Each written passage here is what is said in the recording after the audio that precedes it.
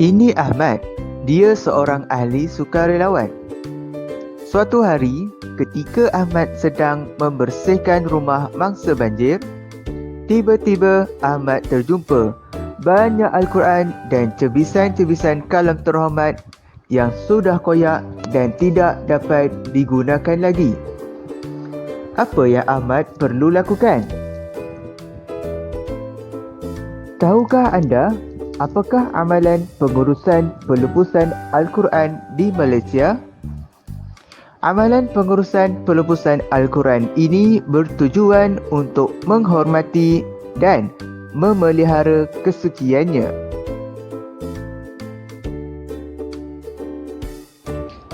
Antara faktor Al-Quran ini dilupuskan ialah apabila berlakunya kerosakan seperti sudah berusia lama dan kertasnya sudah rosak, basah akibat bencana banjir, terkena api, tidak disimpan di tempat yang baik dan rapi, dimakan anai-anai, dan juga kerosakan-kerosakan yang lain.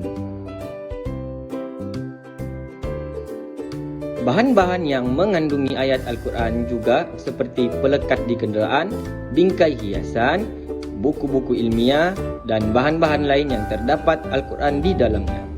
Bahan-bahan ini juga perlu dilupuskan sekiranya terdapat kerosakan padanya mengikut cara yang betul yang telah ditetapkan oleh syarak.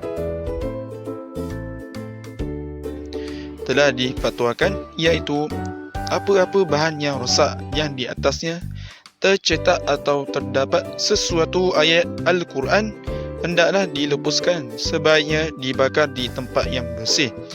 Kemudian abunya dihimpunkan dan dihanyutkan ke dalam laut atau sungai yang mengalir. Ini jelas tujuannya adalah untuk menjaga kesucian dan kemuliaan Al-Quran itu sendiri. Bagaimana pula cara dan kaedah melepaskannya? Kaedah pelepasan sama ada secara pembakaran atau penanaman. Untuk penanaman, bahan Al-Quran perlu ditanam di dalam lubang yang dalam dan dibungkus menggunakan kain bagi melindunginya daripada terkena tanah. Pemilihan tempat perlulah di kawasan yang tidak dilalui oleh orang ramai untuk mengelak daripada dipijak. Cara pembakaran pula adalah seperti berikut. Pertama, kumpul. Bahan-bahan yang hendak dilupuskan hendaklah dikumpulkan terlebih dahulu. Kedua, koyak dan racik. Bahan tersebut perlulah dikoyak dan diracik dahulu sebelum proses pembakaran. Ketiga, bakar. Bakar di dalam tempat yang tertutup sehingga menjadi debu.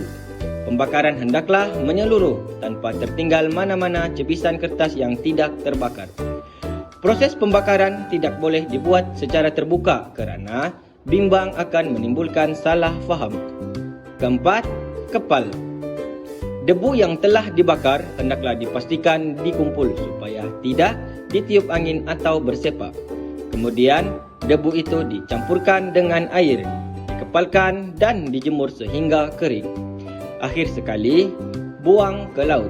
Bahan yang telah dikepalkan dan kering itu perlulah dibuang ke dalam laut. Pastikan proses ini mendapat kebenaran daripada pihak berkuasa. Macam mana sekarang? Sudah jelaskan cara proses pelebusan Al-Quran ini?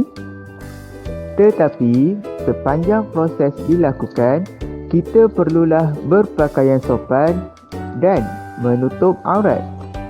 Satu lagi, kita tidak digalakkan membakarnya sendiri kerana menjadi keraguan sama ada proses itu benar-benar mengikut prosedur yang betul ataupun tidak.